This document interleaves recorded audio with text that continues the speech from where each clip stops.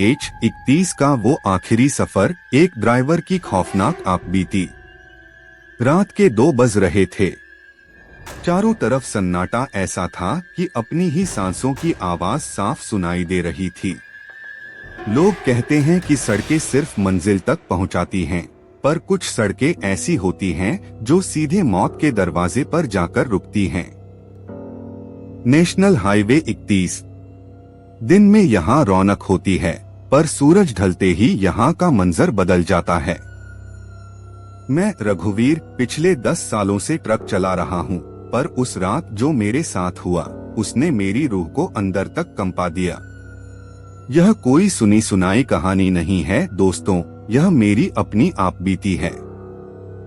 अगर आप कमजोर दिल के हैं तो इस कहानी को अभी छोड़ दें, क्योंकि आज की रात आप सोने वाले नहीं हैं।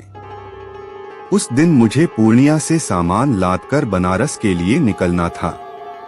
गाड़ी में माल ज्यादा था, इसलिए रफ्तार कम रखनी थी। मेरे साथ मेरा क्लीनर छोटू था, जो बगल वाली सीट पर बेखबर सो रहा था।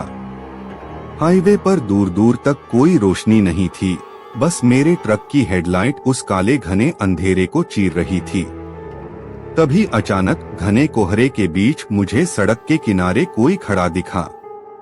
एक औरत सफेद साड़ी में, हाथ में एक पुराना लाल सूटकेस लिए। मैंने सोचा इस वक्त इस सुनसान जगह पर कोई अकेला कैसे हो सकता है, पर ट्रक की रफ्तार तेज थी, मैं उसे पीछे छोड़ गया। लेकिन मेरा खून तब जम गया जब ठीक 2 किलोमीटर बाद वही औरत फिर से सड़क किनारे खड़ी दिखी।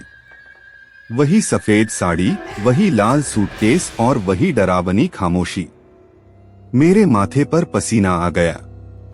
ये कैसे मुमकिन था? 2 मिनट पहले जो औरत पीछे छूटी थी, वो ट्रक से तेज भागकर आगे कैसे आ सकती थी? मैंने छोटू को जगाने की कोशिश की, पर वो गहरी नींद में था। तभी ट्रक के रेडियो पर जो गाना बज रहा था, वो अचानक घरघराहट के साथ बंद हो गया और वहां से किसी के रोने की आवाज आने लगी, बचाओ, मुझे बचाओ। वो आवाज किसी इंसान की नहीं लग रही थी। मैंने पीछे के शीशे में देखा तो मेरी सिट्टी पिट्टी गुम हो गई।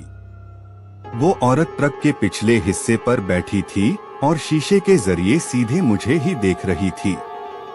उसके चेहरे पर खाल नहीं थी, बस सूखी हड्डियां और जलती हुई लाल आंखें थीं। मैंने डर के मारे जोर से ब्रेक मारा। ट्रक एक झटके के साथ रुका।